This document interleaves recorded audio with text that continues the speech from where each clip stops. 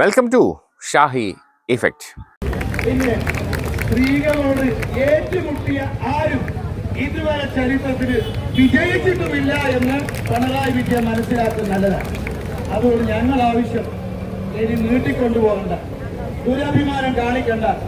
ഇനി അപശ്രുതി വീട്ടുന്ന ആരോഗ്യമന്ത്രി വീണ ജോർജിന്റെ ചർച്ചയല്ല വേണ്ടത്.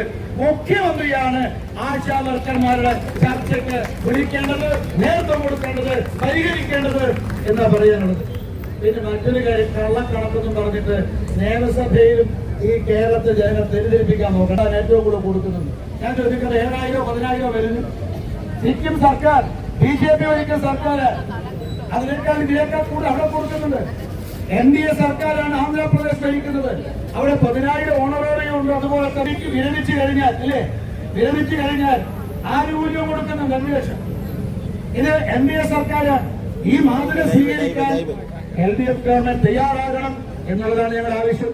അവിടെ കള്ളക്കണക്ക് കാണിച്ചിട്ടൊന്നും ഇവിടെ ആളുകൾ തെറ്റിദ്ധരിപ്പിക്കാൻ നോക്കണ്ട. അതുകൊണ്ട് പ്രിയമുള്ളവരെ, ഈ സമരത്തിന് ഭാരതീയ ജനതാ പാർട്ടിയുടെ, ഭാരതീയ മഹിളാ മോർച്ചയുടെ എല്ലാ പിന്തുണയും ഈ ആശാ വർക്കർമാർക്കുണ്ടാകും. ഇത് അട്ടിമറിക്കാനാണ് സർക്കാർ ശ്രമിക്കുന്നതെങ്കിൽ കൂടുതൽ വലിയ സമരത്തിന് ഈ ഗവൺമെന്റിനോട് നിങ്ങൾ പറയുന്നു, വലിയ സമരം നിങ്ങൾ കാണേണ്ടതായിട്ട് വരും. ഇവരെ ആക്ഷേപിച്ചും അട്ടിമറിച്ചും ഈ സമരം അടിച്ചമർത്തുന്നതിന് പകരം ചർച്ചയ്ക്ക് തയ്യാറാകണം.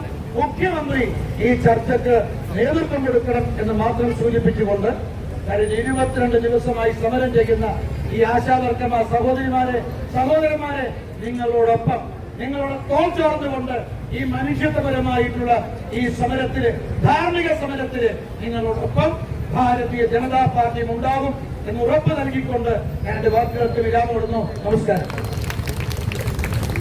വളരെ നന്ദി BJPയുടെ ദേശീയ നിർവാഹക സമിതി അംഗം.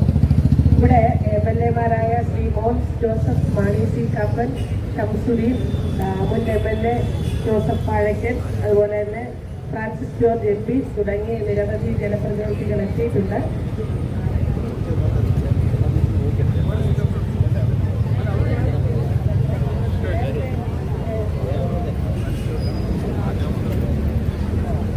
തുടർന്ന് സംസാരിക്കുന്നതിന് വേണ്ടി ശ്രീ ഫ്രാൻസിസ് ജോർജ് MP.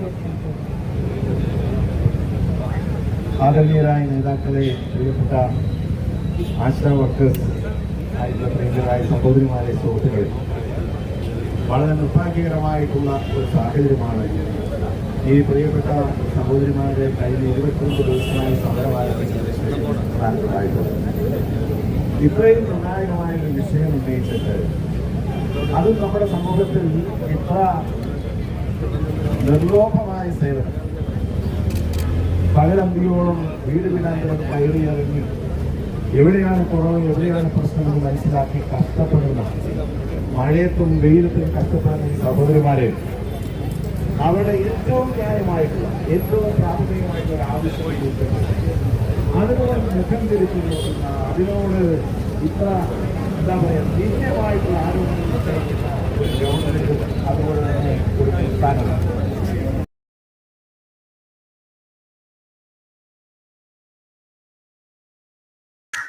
കൂടുതൽ വിശേഷങ്ങളുമായി വീണ്ടും കാണാം. അതുവരെ ഏവർക്കും നന്ദി, നമസ്കാരം.